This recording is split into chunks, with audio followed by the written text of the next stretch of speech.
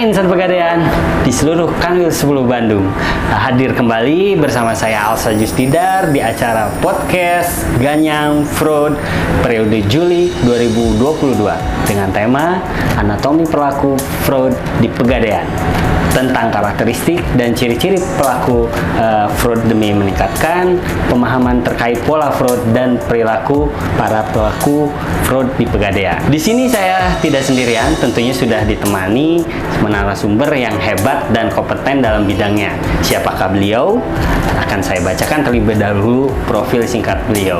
Beliau adalah seorang panutan, mulai karir di Pegadaian pada tahun 1997 sebagai penaksir sampai dengan tahun 2004. Kemudian di tahun 2005 sampai dengan 2009 sebagai ahli taksir di Denpasar, di tahun 2009 sampai dengan 2010 sebagai asisten manajer SPI, dan beliau juga di tahun 2010 sampai dengan 2011 sebagai auditor muda. Kemudian tahun 2012 sampai dengan 2022 sebagai auditor madya, lalu di tahun 2022 menjabat sebagai kepala audit intern di Inspektorat Operasional Wilayah 10 Bandung. Ibu Retno Sri Handayani, apa kabar Ibu Sampurasun? Ampes Kang, alhamdulillah kabarnya baik. Ya, gimana Kang? Bu, sama Bu, baik Bu. Alhamdulillah. Ya. Nah ini Bu, dari insan Pegadaian ada yang ingin bertanya-tanya tentang bagaimana sih menurut Ibu motif pelaku modus apa yang paling sering dijumpai selama pengalaman Ibu membongkar kasus fraud di Pegadaian Ibu. Baik Kang Asa, sebelum bicara mengenai motif pelaku fraud, mungkin perlu disampaikan di sini apa saja sih penyebab seorang melakukan fraud. Nah, menurut teori Triangle Fraud ada 3 hal seseorang itu melakukan fraud. Yang pertama, pressure atau tekanan, bisa karena tekanan kebutuhan hidup, tekanan atau tekanan mencapai target seperti itu.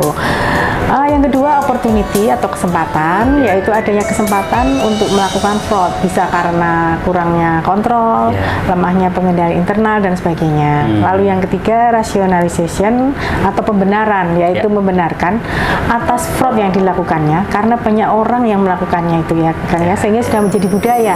Jadi dianggap benar itu bahwa perilakunya seperti itu. Nah, ada lagi ini menurut teori Ghosn, ada 4 hal yang menyebabkan seseorang melakukan fraud. Ghosn itu G, yang pertama adalah greedy atau keserakahan, karena perkembangan zaman yang mengakibatkan gaya hidup berubah jadi hedonisme. Nah, itu perilaku seorang yang tidak bersyukur atas apa yang dipunyainya, inginnya lebih, selalu ingin punya lebih tanpa memperhatikan kemampuannya. Nah, yang kedua, opportunity atau kesempatan untuk melakukan fraud karena lemahnya pengendalian internal dan juga rendahnya kesadaran akan risiko melakukan fraud. Kemudian yang ketiga adalah need atau kebutuhan. Jadi semakin tinggi biaya hidup sehingga kebutuhannya semakin banyak butuh uang gitu. Kemudian E-nya exposure atau pelaporan. Nah, kalau kita lihat dari penjelasan tadi nih Kang Asa ya, faktor yang paling banyak kan kebutuhan dari dalam diri sendiri Dan berdasarkan data memang selama ini motif dari pelaku untuk melakukan fraud terbanyak itu karena kepentingan pribadi. Nah, seperti itu ya. Nah, untuk modus sebelum bicara mengenai modus mungkin perlu disampaikan ya, apakah itu fraud? Nah, fraud itu banyak menurut Kamus Bahasa Indonesia, menurut PKB juga ada, dan juga menurut Perdir nomor 54 tahun 2020 mengenai pedoman anti fraud. Nah, intinya fraud itu adalah perbuatan melawan hukum dengan melakukan penyimpangan atau pembiaran yang sengaja dilakukan untuk mengelabui, menipu atau memanipulasi perusahaan ataupun pemangku kepentingan atau stakeholder sehingga perusahaan itu rugi dan atau pelaku fraud itu memperoleh keuntungan keuangan baik secara langsung maupun tidak langsung Nah, berdasarkan definisi ini dapat disimpulkan mayoritas modusnya itu melakukan penyimpangan secara diam-diam dengan tujuan untuk mengelabui. Begitu ya Bu ya. Saya ambil kesimpulan aja Bu ya. Ada 3. Yang pertama itu ada tekanan, yang kedua itu kesempatan, mungkin ya adanya kesempatan itu insan pegadaian, lalu ada pembenaran kepentingan pribadi khususnya kebutuhan gitu ya Bu ya. Tuh. Nah, itu dengerin insan pegadaian ya. Di sini kita sudah tahu nih ada 3 yang tadi yang pentingnya itu. Dan ini ada pertanyaan lagi nih Bu. Nah, pola fraud yang sering terjadi biasanya seperti apa Bu di pegadaian? Tolong jelaskan ya Bu ya. Baik Kak Alsa, kalau bicara mengenai fraud, bisa saya sampaikan di sini contoh-contoh kasus yang sering terjadi. Ada gade fiktif, taksiran tinggi atau tahan pelunasan. Gitu. Pola yang dilakukan itu biasanya berulang-ulang. Nah, gitu. Misalnya ini contoh soal gade fiktif nih ya, biasanya dilakukan berulang kali oleh pelaku. Awalnya sih sekali melakukan, tidak ketahuan, 2 kali tidak ketahuan, akhirnya lama-lama diulangi secara terus-menerus, nggak sadar, sehingga menimbulkan kerugian perusahaan yang sangat besar. Nah, seperti itu.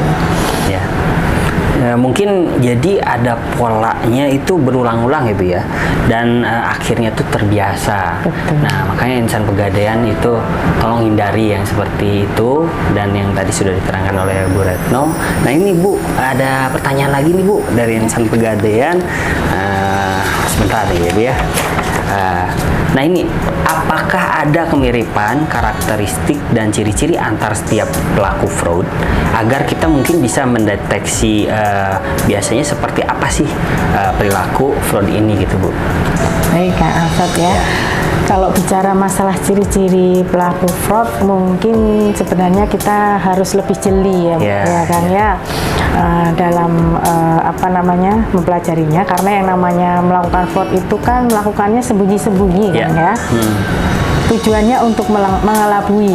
Jadi sebisa mungkin pelaku berpura-pura. Tapi beberapa bisa kita terlihat dari pelakunya yang tidak biasa atau tidak sesuai dengan sewajarnya dia. Misalnya seseorang yang penghasilannya hanya beberapa juta saja, tapi dapat mencicil kendaraan, cicilannya itu lebih dari separuh penghasilan atau bahkan melebihi dari penghasilan, kan seperti itu. Dan juga zaman sekarang kan ada media sosial, upload status di media sosial atau story kan seperti itu. Kalau kita lihat sering hura-hura atau jalan-jalan, padahal penghasilannya mungkin tidak cukup untuk seperti itu kan, yang sering kan sekali-kali boleh sih. Nah, tapi itu juga merupakan suatu anomali gaya hidupnya seperti itu kan. Atau jika kita sebagai atasan, kita juga harus bisa memantau berapa sih penghasilan yang dibawa pulang oleh pegawainya. Nah, kalau misalnya banyak potongan, banyak yang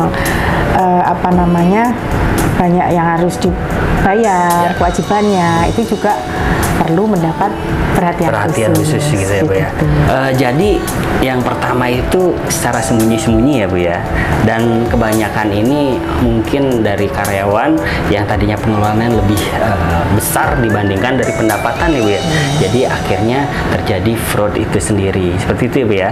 Dan nah ini Bu, ada pertanyaan lagi nih Bu, jika ada rekan kerja kita yang mungkin dicurigai memiliki karakteristik dan ciri-ciri pelaku fraudnya itu sendiri, nah sebaiknya kita harus seperti apa Bu? Nah mungkin dijelasin untuk mengatasinya seperti apa gitu.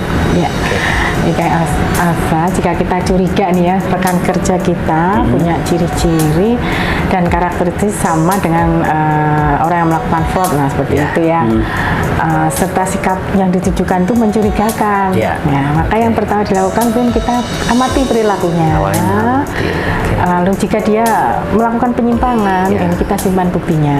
Kemudian kita sampaikan kepada atasan, sehingga atasan itu segera melakukan follow up, dilakukan pembinaan pada atasan. Dan juga atasan lebih memperketat kontrolnya atau pengendalian internalnya atas transaksi-transaksi yang dilakukan oleh karyawan tersebut. Nah, dan jika tidak memungkinkan nih Kang dan tidak mempan, bisa kita laporkan melalui saluran pelaporan yang ada.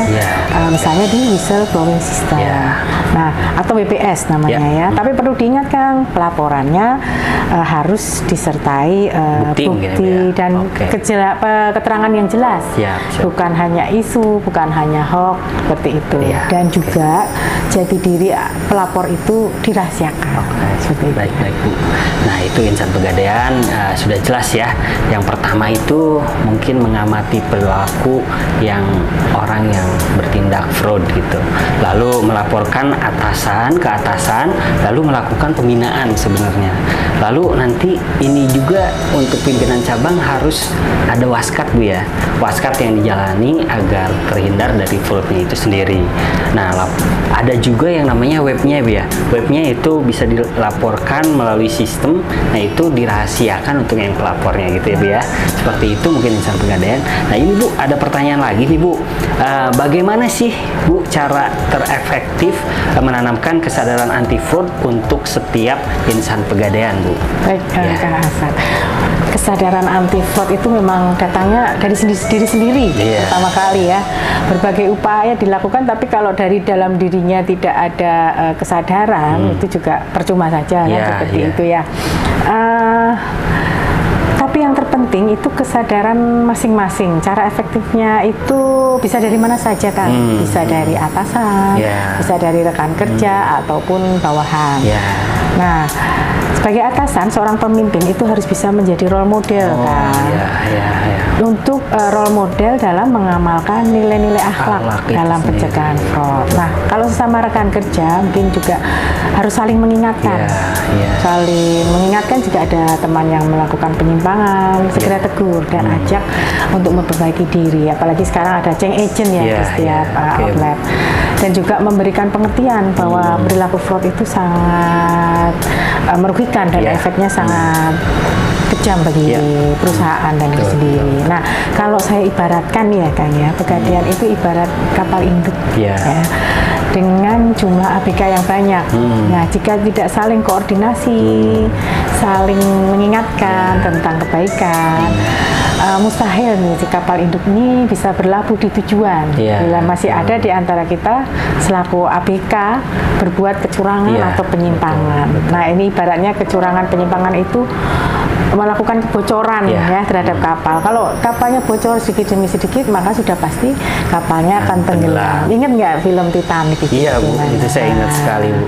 Sedikit ada lubang itu akhirnya semuanya tenggelam gitu Bu ya. Ya, oke Bu.